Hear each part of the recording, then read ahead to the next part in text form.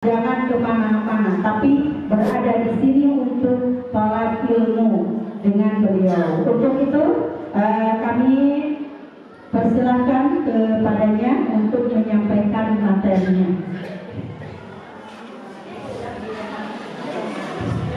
Bismillahirrahmanirrahim. Hamdan katsiran, hamdan katsiran. Alhamdulillah nahmaduhu wa nasta'inuhu wa nastaghfiruh wa na'udzu billahi min shururi anfusina wa min sayyiati a'malina may yahdihillahu fala mudilla lahu wa may yudlil fala hadiya lahu. Asyhadu an la ilaha illallah wahdahu la syarika lahu wa asyhadu anna Muhammadan abduhu wa rasuluhu la nabiyya ba'dahu. Rabbi shrah li sadri wa yassir li amri wahlul 'uqdatam min lisani yafqahu qawli. Pertama sekali boleh mana? Nanti saya mohon izin untuk berdiri sebelumnya. Baik, alhamdulillah. Hatur nuhun. Pertama sekali hatur nuhun pada panitia, terutama kepada Ibu Ketua PC yang sudah memberikan amanah, kepada saya untuk bisa sharing dengan ibu-ibu sekalian di sini. Mari kita sama-sama memanjatkan puji syukur kepada Allah Subhanahu wa Ta'ala hanya dengan rahmatnya bahwa kita di pagi ini bisa bertemu bersilaturahmi. Barangkali saya sering banget ya lewat ke sini karena kebetulan ibu mertua saya ada di Cikaso. Setiap tahun saya pulang kampung ke sini, kadang-kadang dalam setahun itu lebih dari 5 kali 6 kali gitu ke Cikaso. Tapi mungkin Allah baru takdirkan kali ini saya bersilaturahmi dengan ibu-ibu semua di sini untuk sharing, berbagi pemahaman, berbagi pengetahuan, walaupun hanya sedikit, mudah-mudahan bisa menjadi paling tidak oleh-oleh dari sini. Salawat serta salam tetap dilimpahkan kepada Nabi kita, Nabi Muhammad SAW, kepada para ahli keluarganya, tabi'in, para sahabat, dan mudah-mudahan sampai kepada kita sebagai umatnya. Baik, hapunten ibu-ibu itu orang Sunda, tapi upamanya mau Sunda 100% kadang kagok bu. Margi tadi kan disebutkan lami di negara jiran gitu. Salam terkantos dipraktekkan dari Sunda teh. Pengen jodoh orang Cikaso tapi terkantos ngobrol Sunda di bumi gitu. Bahasa Melayu sareng bahasa Indonesia gitu janten. Apunten pamit bahasa Sunda abdi belepotan, bahasa Sunda abdi teu runtut gitu janten. Langsung saya abdi ngomong bahasa Indonesia menyebutnya, mau bahasa Sunda mah campur-campur mungkin. Maka kita lanjut. Tema yang cukup menantang buat saya. Diamanahkan dengan tema yang luar biasa, pengaruh gadget terhadap psikologis anak. Walaupun itu adalah bidang saya, bidang kajian ketika kemarin menyelesaikan disertasi, dengan temanya adalah terkait dengan bermain games online. Tapi ketika di hafal seperti ini, ketika di majelis pengajian seperti ini, saya ada sedikit bingung. Oh itu kadang muter otak gimana caranya itu dilebatkan karena materi-materi yang ada muatan dakwahnya gitu terkait dengan gadget. Tapi insya Allah ya Bu, kita sharing aja, mudah-mudahan sedikit yang saya pahami bisa diperbaiki oleh ibu-ibu dan bisa kita saling memperbaiki diri di dalam menggunakan teknologi ini. Nah, tema yang tadi saya uraikan menjadi beberapa poin yang penting barangkali yang perlu dipahami. Yang pertama adalah teknologi itu sendiri. Apa ya teknologi itu? Kita tahu ada teknologi, tapi sebetulnya teknologi itu apa? Seringkali yang kita pandang itu seperti tadi yang disampaikan oleh moderator, yang negatifnya aja merusak anak-anak gitu. Padahal belum tahu di dalamnya seperti apa. Mari kita buka. Apa itu teknologi? Terutama teknologi informasi terkait dengan internet. Kemudian, apa sih manfaat yang bisa kita peroleh? Walaupun yang ada di kepala ibu-ibu biasanya ya, bukan di kepala anak-anak nih. Di kepala ibu-ibu tuh banyaknya bermain terkait dengan negatifnya, terkait dengan madorotnya gitu. Tapi ternyata ada juga lihat apa itu manfaatnya nanti. Kemudian di samping manfaat ada juga efek negatif, seperti yang disampaikan tadi. Nah, apakah betul sampai seperti itu efek negatifnya? Mari kita kupas nanti. Kemudian kira-kira kalau di dalam Al-Quran apa ya? Membahas gadget, membahas teknologi di dalam Al-Quran seperti apa ya? Dan yang terakhir, barangkali kita perlu solusi atau kita perlu penyelesaian masalah atau mengatasi bagaimana supaya gadget atau supaya teknologi ini tidak memberikan dampak negatif kepada kita, terutama kepada generasi kita, baik itu dari pencegahan maupun nanti dari intervensi atau istilahnya penyembuhan yang sudah kadung ya, sudah terjadi, bagaimana kita mencoba untuk memperbaikinya. Nah, ini kita lihat apa ya itu teknologi. Secara umum istilah teknologi ini membantu manusia dalam membuat, dalam mengubah, di dalam menyimpan, di dalam mengkomunikasikan dan juga di dalam menyebarkan informasi. Luar biasa kalau kita lihat ya di sini. Secara umum itu fungsinya luar biasa. Mengkomunikasikan, menyimpan, membantu, mengubah gitu. Yang selama ini barangkali kita tuh kalau kehidupan tradisional jadul banget gitu ya, tidak menggunakan digital, tidak menggunakan teknologi, banyak halangan atau banyak tantangan yang kita hadapi. Pengalaman kan jadul ini saya, ketika saya kuliah dulu di tahun 91 saya mulai kuliah, yang masya Allah saya tuh dengan izin Allah saya bisa nyebrang ke negara tetangga. Padahal datang dari satu kota kecil, jadi yang barangkali tidak dikenal kota kecil itu gitu. Dari Cianjur bisa nyebrang ke Malaysia. Tapi bukan sesuatu yang luar biasa menyenangkan saat itu karena pertama kali jauh dari keluarga. Kalau mau komunikasi itu melalui surat tertulis, mengirim surat itu dalam waktu 2 minggu baru sampai ke tangan keluarga saya. Saya tuh pengen dengar kabarnya, balasan surat saya 2 minggu kemudian baru dapat kabar balasannya. Masya Allah, mau dengar kabar orang tua aja sampai 1 bulan. Padahal Malaysia tuh deket banget gitu ya. Kalau naik pesawat cuma 2 jam, tapi ya Allah sampai 1 bulan baru dapat kabar gitu. Kalau mau menggunakan telepon, waktu itu masih belum ada HP, masih pakai telepon rumah.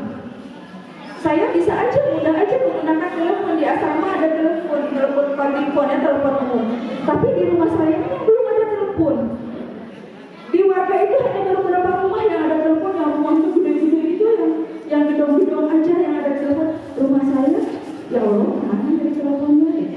Jadi kalau mau telepon itu, ya Allah, kita harus sampai izin, betul-betul izin ke rumah ustadz gitu. Mohon izin, mau telepon, mohon bisa dipanggilkan ibu saya sampai itu harus berjarak juga.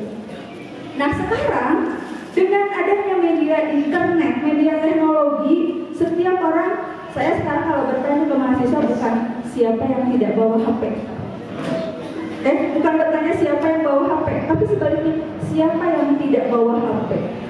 Karena aneh, dianggap aneh sekarang mahasiswa tidak bawa HP gitu. Zaman dulu itu ya Allah, mau dengan kabar aja harus lama gitu. Sekarang ini udah mudah.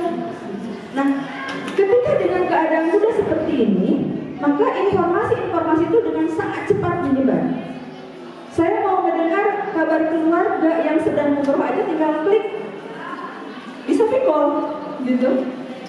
Bahkan ketika umroh aja bisa video call. Ini anak-anak siapa yang mau lihat Ka'bah lebih dekat gitu kan? Yang lebih lucu lagi ketika saya umroh, di belakang saya tuh heboh sekali jamaah tuh. Ternyata lagi video call, keluarganya semua dikumpulkan. Ayo Bu Le, Pak Le, semua katanya coba duduk di sini, berdiri semua menghadap Ka'bah, berdoa, mumpung lagi dekat dengan Ka'bah gitu. Saking mudahnya, tapi aneh kan ya. Jadi sesuatu yang aneh buat kita, apa ya? Kok bisa terjadi gini? Itu saking mudahnya komunikasi. Kenapa bisa terjadi? Ada internet, ada medianya. Coba kita balik lagi ke belakang. Saya waktu itu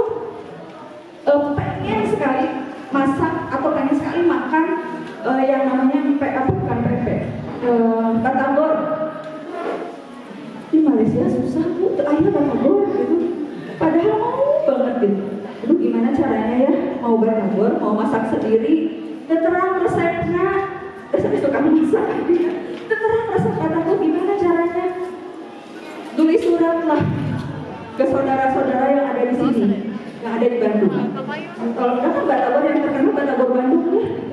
Jadi minta dituliskan resepnya. Saudara yang di Bandung, tolong kirim resep batagor yang enak seperti apa. 1 bulan Bu baru bisa masak batagor gitu, karena informasinya baru 1 bulan sampai udah hilang kemauannya juga gitu. Tapi karena sudah ada informasi, saya buat batagor, ternyata alhamdulillah berhasil. Kalau sekarang mah tinggal apa Bu? Ketika pengen masak, ngecek. Paling mudah tidak dicek Bu. Naros ke mbah Google ya. Naros ke mbah Google. Tolong buatkan atau tolong kirim resep batagor, gitu kan? Dalam waktu beberapa detik, jreng, resep berderetannya gitu. Tinggal saja aja, tinggal cari aja. Itu kemudahan yang disebut oleh media teknologi saat ini. Bahkan banyak yang dapat jodoh ya dari teknologi gitu. Itu kemudahan yang diberikan, itu rahmatnya dari teknologi. Dalam dunia pendidikan, dan kita kan ibu-ibu mah bergelutir dengan dunia pendidikan ya. Walaupun tidak formal, ibu-ibu tidak tergelar sebagai guru di madrasah, di sekolah, tapi di rumah tuh ibu-ibu tuh perannya luar biasa. Multi peran ibu. Coba ibu di bumi perannya jangan nolak. Kadang jawabnya, gimana sih cuma jantan ibu rumah tangga. Isin jantan ibu rumah tangga. Karir ibu rumah tangga itu luar biasa Bu. Jadi dokter untuk anaknya ketika sakit, jadi suster untuk anaknya ketika perlu perawatan, jadi guru ketika anaknya perlu belajar. Jadi apalagi semua karir yang ada di luar itu harus bisa dikuasai oleh seorang ibu. Bagaimana ibu tahu ketika anak kita perlu dibawa ke dokter? Oh, anak saya mulai panas nih, sudah 3 hari turun atau naik turun panasnya. Ibu itu sudah melakukan asesmen, kalau kata dokter itu sudah melakukan diagnosa. Oh, berarti ini perlu dibawa ke dokter. Pengetahuan itu tidak akan diperoleh kalau kita tidak belajar. Nah itu seorang ibu tuh. Jadi banyak karena, jadi jangan malu ketika kita mengakui saya ada ibu rumah tangga. 24 jam ibu rumah tangga itu. Kalau berkarir di luar berarti tambah dirinya 24 jam ditambah karir di luar, hanya yang 24 jam itu diminus gitu. Dicoret sedikit karena dimanfaatkan untuk di luar. Artinya kalau di luar 8 jam, sisanya berapa jam? 24 dikurangi 8 jam? Tinggal 14 ya? Oh 16. Yang 16 jam ini bagaimana kita manfaatkan dengan multifungsi tadi.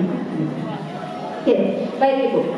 Nah ini kalau di sekolah, apalagi mungkin sama-sama pengalaman kemarin ya, ketika pandemi, sebelum pandemi kok santai aja.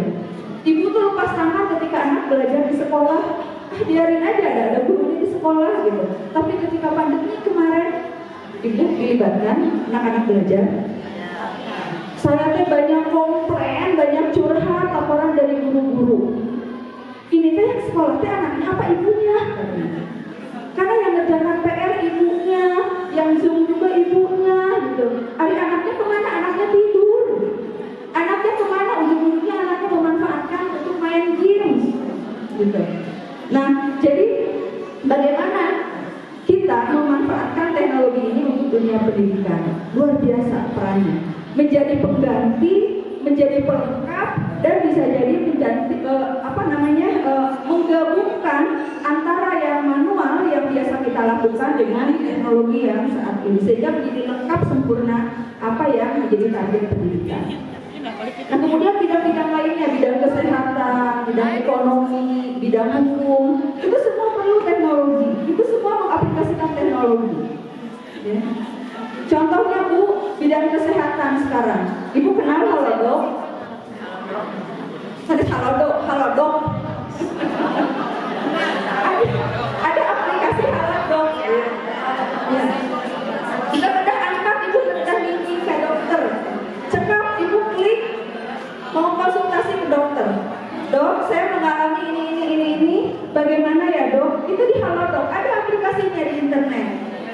Bahkan bukan hanya terkait kesehatan fisik, terkait dengan kesehatan psikologis juga ada. Alhamdulillah putri saya, putri sulung, dia juga psikolog, dia melayani di Halodoc. Tidak libur Bu, walaupun hari Minggu, gitu. Jadi kadang-kadang malam-malam dia nunggu putranya tertidur dulu, cucu saya tertidur dulu, dia langsung sampai begini aja. Ngapain Kak? Ini ada klien. Jadi konsultasinya melalui internet, melalui media gitu. Nah, itu kelebihan-kelebihan di dalam bidang masing-masing. Hanya apakah selamanya positif di bidang kesehatan? Tidak juga. Kenapa? Karena banyak yang salah memanfaatkan. Ada orang tua yang tidak begitu paham ilmunya, akhirnya mencari-cari informasi. Ternyata saya dengan penyakitnya beratnya. Tahu dari mana berat? Saya baca di internet, anu kieu mah kamari banyak maut. Akhirnya tambah stres gitu. Kalau salah menggunakan, ya artinya bukan menambah kita menjadi sehat, tapi menambah sakit. Maka ada fasilitasnya, ada yang memandunya, ada yang membimbingnya supaya kita tepat dalam menggunakannya. Nah, di dalam komponen teknologi informasi ini apa sih yang ada? Barangkali ini sedikit informasi aja buat ibu-ibu ya. HP yang ibu-ibu pegang selama ini ada 4 Bu isinya tuh. Ada hardware-nya, perangkat kerasnya. Perangkat keras itu untuk HP-nya itu perangkat keras Bu. Ada software-nya itu lebetan materi-materinya atau muatannya atau kontennya atau aplikasinya. Ibu menggunakan WA kan sekarang ya di mana-mana WA, Instagram, itu tuh software-nya. Kemudian ada perangkat otak. Perangkat otak itu yang mengerjakannya mesinnya. Tapi otak siapa? Artinya kepandaian manusia yang diaplikasikan di dalamnya. Maka ketika kepandaian manusia diaplikasikan di dalamnya, teknologi informasi itu tergantung bagaimana kita mengendalikannya. Kalau kita mengendalikannya dengan tepat, maka akan menjadi tepat. Kalau kita salah kendali, maka akan menjadi salah kendali. Contohnya apa? Karena banyak orang-orang yang curang, karena banyak orang-orang yang berpikiran maunya merusak orang lain, tiba-tiba muncul virus. Betul nggak Bu? Di teknologi kita, di digital kita, di media kita muncul virus. Kenapa? Karena para pengusaha antivirus biar laku gitu. Karena virus ada antivirus, jadi terus-terusan kita berbelanja antivirus. Kemudian ada iklan, tiba-tiba iklannya macam-macam, iklan dari mulai yang kita masuk akal sampai dengan iklan yang ini mah merusak, itu juga dikendalikan oleh otak manusia. Dan yang terakhir adanya data, informasi dan pengetahuan. Jadi data yang ada di dalam informasi itu bisa berbentuk pengetahuan, bisa berbentuk informasi yang bermanfaat buat kita, dan bisa juga berbentuk informasi yang menjerumuskan kita. Maka asal jangan pakai, harus pintar mengendalikannya, gitu. Harus pintar mengoperasikannya. Karena banyak sekarang yang namanya hoax ya Bu ya, hoax. Banyak sekali yang namanya hoax. Dipercaya banget padahal belum tentu kebenarannya. Sama seperti ketika kita mempelajari hadis kan, main ambil aja hadis, tidak tahu itu hadis itu sahih, tidak tahu hadis itu palsu, tidak tahu hadis itu adalah hasan atau maudhu atau seperti apa gitu. Kita main ambil aja. Sama informasi yang ada di dalam digital kita, di dalam teknologi informasi kita perlu saling, kita perlu cari tahu sumbernya dari mana, kesohihannya. Jangan sampai kita main percaya aja gitu. Ketika main percaya aja, bisa-bisa info-info yang bisa merusak kita itu yang kita ambil, dan artinya kita sudah dijerumuskan oleh info yang salah itu. Nah, di sini penggunaan internet saat ini sudah menjadi kebutuhan primer di berbagai area kehidupan, berbagai tahapan usia. Penggunaannya sangat kita aja yang punya. Penggunanya bukan kita aja, bukan ibu-ibu aja, bukan laki-laki saja, bukan perempuan saja, semua. Bukan kakek nenek saja, bahkan kakek nenek itu cukuplah dengan HP Note. Ya, ada ya. Kalau kakek nenek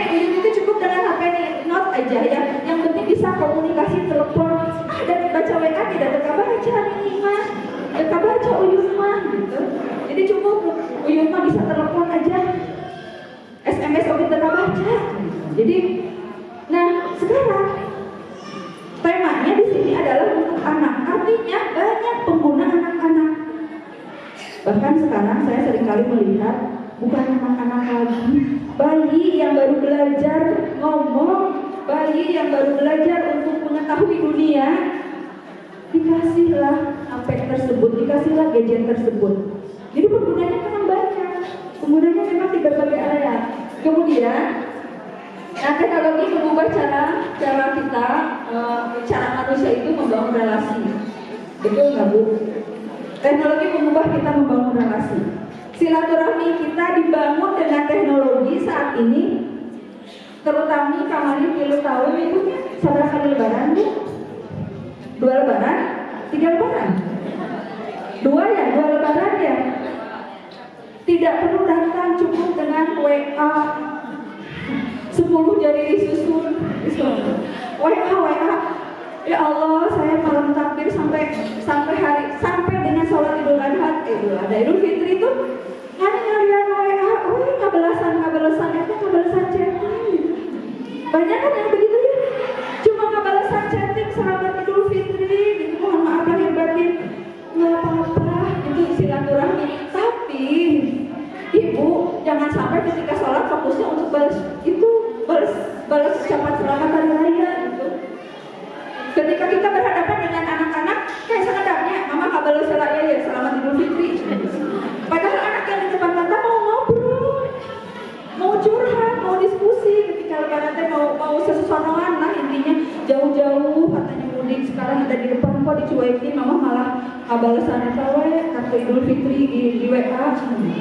Mengubah cara kita berrelasi. Yang paling bahaya adalah ada beberapa hal hasil reuninya. Hasil reuni menjadi bahaya gitu. Ada reuni itu subhanallah luar biasa silaturahmi.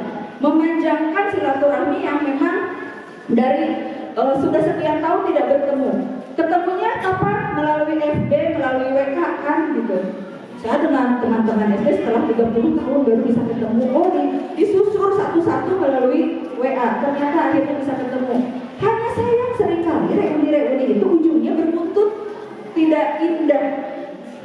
Kenapa? Muncul sesuatu yang diharapkan bagi orang-orang tertentu. Celebek jadi. Ada orang-orang yang kembali menjalin sesuatu perasaan yang sudah ditinggalkan sekian tahun, padahal sudah punya kehidupan masing-masing. Itu silaturahmi. Kenapa jadi begini silaturahmi hasilnya? Gitu. Artinya silaturahminya maknanya menjadi nyeleweng, nyimpan. Nah, ini membangun relasi. Bagaimana mengubah cara kita berrelasi?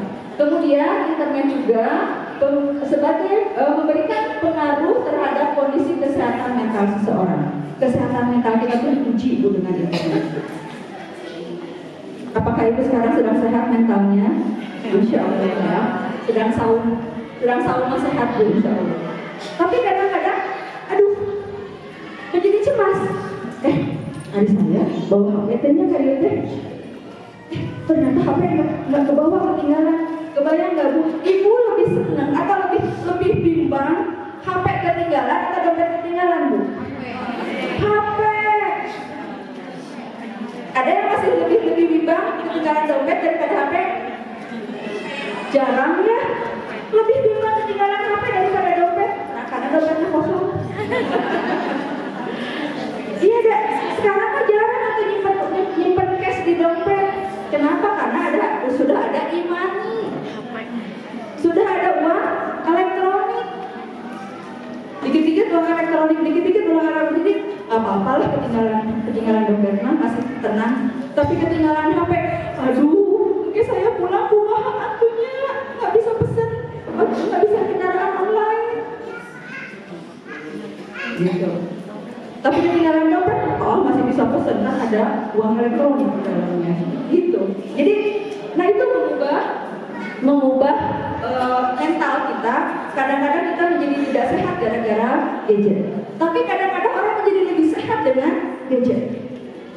Tergantung kitanya. Mari kita kupas satu persatu. Ada dampak positif atau manfaat positif dari gadget. Yang pertama, terutama ini untuk pembelajaran anak-anak ya, karena yang di tema ini adalah anak-anak. Pertama, meningkatkan kemampuan kognitif. Kognitif itu cara berpikir, Bu. Kemampuan cara berpikir anak, kemampuan logika anak. Kenapa? Karena pertama memperluas lingkup pengetahuan.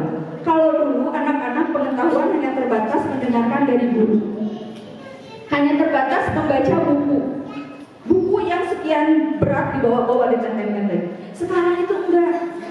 Ketika anak ingin memahami sesuatu tinggal klik, maka informasi masuk, pengetahuan bertambah wawasan. Bahkan yang asalnya teman-temannya hanya sekitar sekolah di situ saja, ketika dia mau mulai diskusi dengan dunia luar, bisa jadi mereka lebih luas wawasannya, bisa jadi diskusi dengan orang luar negeri sana. Gitu. Buat anak-anak yang mau menggunakan teknologi itu dengan cerdas, bisa loh jadi juara-juara internasional gara-gara dia menambah pengetahuan dari internet. Gitu. Kemudian melatih kreativitas, memunculkan ide.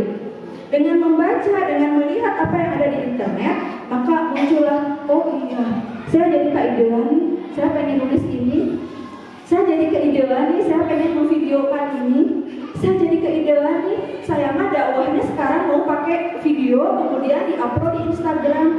Itu menjadi lebih kreatif, gitu. Dengan adanya teknologi informasi ini.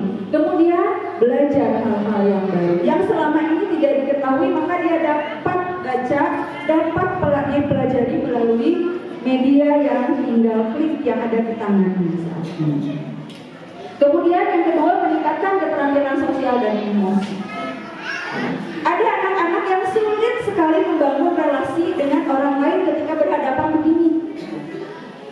Nah, barangkali dengan teknologi dia bisa berlatih bagaimana dia mencoba mengungkapkan pendapatnya. Mulailah dia berdiskusi secara online. Mulailah dia mencoba berkenalan dengan orang-orang yang jauh di luar sana. Mulailah dia bertanya, ada saya kalau bertanya di kelas mah, saya mulutnya dibukanya, tapi saya mau bertanya di kelas aja lah, di kelas yang sifatnya internet atau di chat aja ke bu guru. Dia share. Ketika disuruh bertanya di sana, jempek sepi. Tapi ketika mulai dia membangun dia dengan kapasitas atau dengan kemampuan menggunakan media teknologinya, dia mulai bisa membangun jejaringnya, mulai dia bisa membangun relasi dengan orang lain. Bahkan bisa jadi ibu dan bapak ya, suami istri. Ketika pembangun-bangun bu, badannya harus langsung mahesenya. Saya mau chat ke si bapak, Pak, maafin ibu ya. Kalau bapak kali-kali ini kan nggak berani misalnya, Pak, kenapa bapak dari tadi diamin ibu aja? Di chat, di WA gitu ibu. Akhirnya bapaknya oh iya bu, kita ngobrol ibu yuk. Kata si bapak tuh, ngobrol akhirnya. Awalnya nggak berani ngobrol langsung gitu, pakai WA. Nah ini membangun relasi, dan ketika kita punya permasalahan yang luar biasa, emosi kita tidak stabil, maka banyak media yang bisa mengakomodir. Misalnya saya mau melimpahkan atau mengeluarkannya di dalam bentuk tulisan. Buatlah tulisan, misalnya tulisan buat cerita atau apapun, tapi bukan berarti curhat di muka umum. Bukan curhat, tapi kita sekadar mengeluarkan ketidaknyamanan kita dalam bentuk cerita misalnya, dalam bentuk esai. Dibaca oleh orang lain, bisa jadi pengalaman, bisa jadi ilmu buat orang lain. Oh ternyata ketika dalam kondisi begini harusnya begini ya, karena secara tidak langsung dia mengemukakan juga tekniknya. Oh ketika saya tidak bisa menahan marah, saya duduk, kemudian setelah duduk lebih baik saya berwudu. Itu dibaca sama orang, artinya orang bisa dapat ilmu dari apa yang kita tulis terkait dengan menurunkan emosi-emosi yang negatif. Kemudian memudahkan komunikasi. Memudahkan komunikasi tadi sudah saya bahas ya, baik anak-anak, remaja, dewasa maupun kita sebagai orang tua, mempermudah untuk komunikasi. Ibu, Gadu Putra Nutarbih, Bu. Putra Icu pengitin Nutarbih, Gadu ini. Kumaha komunikasinya ayeuna, Bu? Telepon, video call, ya mempermudah komunikasi. Kalau dulu, boro-boro video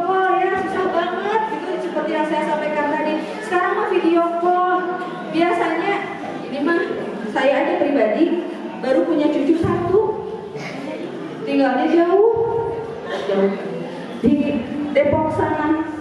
Aduh, kata dia kayak incubannya gitu. Maunya tiap hari video gitu.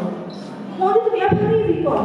Nah itu mempermudah komunikasi. Maunya pengennya kelihatan terus apa sih yang dilakukan Incu gitu. Pengen terus menerus mendengarkan Incu berceloteh gitu. Ngobrol, hafalan Qurannya sudah seperti apa. Nah itu media komunikasi ya, mempermudah. Kemudian membantu anak-anak berkebutuhan khusus. Banyak anak-anak yang berkebutuhan khusus ya, kadang-kadang terutama di daerah kita tuh merasa malu punya anak berkebutuhan khusus, berat gitu, merasa beban diberikan anak berkebutuhan khusus. Anak-anak berkebutuhan khusus itu anak-anak istimewa ya, yang punya kebutuhan secara psikologis. Nah, dengan adanya teknologi itu sangat cukup membantu. Contoh, tunanetra Bu. Tunanetra kalau dulu kan harus dengan braille saja gitu ya. Kalau sekarang ada WA-nya yang khusus untuk tunanetra. Ada aplikasi-aplikasi yang khusus untuk tunanetra. Kemudian anak-anak yang autis. Yang autis itu biasanya dia susah untuk berkomunikasi atau bersosialisasi dengan yang lain. Maka dengan adanya digital, dengan adanya internet, dia bisa belajar lebih mandiri lagi. Dia bisa mengaplikasikan kemampuannya atau kepintarannya dengan menggunakan digital. Juga anak ADHD.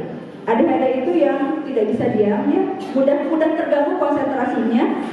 Ada yang beraktif, ada yang tidak. Tapi yang ADD itu yang mudah terganggu konsentrasinya, bisa jadi yuk kita fokuskan konsentrasinya dengan menggunakan permainan tertentu di dalam digital. Ada itu, sehingga bisa fokus dalam waktu beberapa menit. Nah, kemudian satu lagi menjadi refreshing atau selingan. Nah, barangkali kita kan udah capek banget sih, udah lemes gitu ya, dari tadi ngerjain banyak hal di rumah, pengen istirahat 10 menit aja. Istirahatlah 10 menit, diputerlah YouTube-nya. YouTube yang mana Bu? Yang mana-mana, yang penting bisa memberikan ilmu buat kita. Itu selingan refreshing sambil mendengarkan, kadang sampai tidur tibra. Yang penting tidak kebablasan, selingan ya. Dan sebagai ajang silaturahmi. Sebagai ajang silaturahmi. Nah, apa itu yang dimaksud dengan ajang silaturahmi di sini? Di dalam Al-Quran disampaikan, kurang kebaca ya kali. Ini hadis ya, hadis dari Bukhari, bahwa beribadahlah pada Allah dengan sempurna, jangan syirik. Kemudian dirikanlah sholat.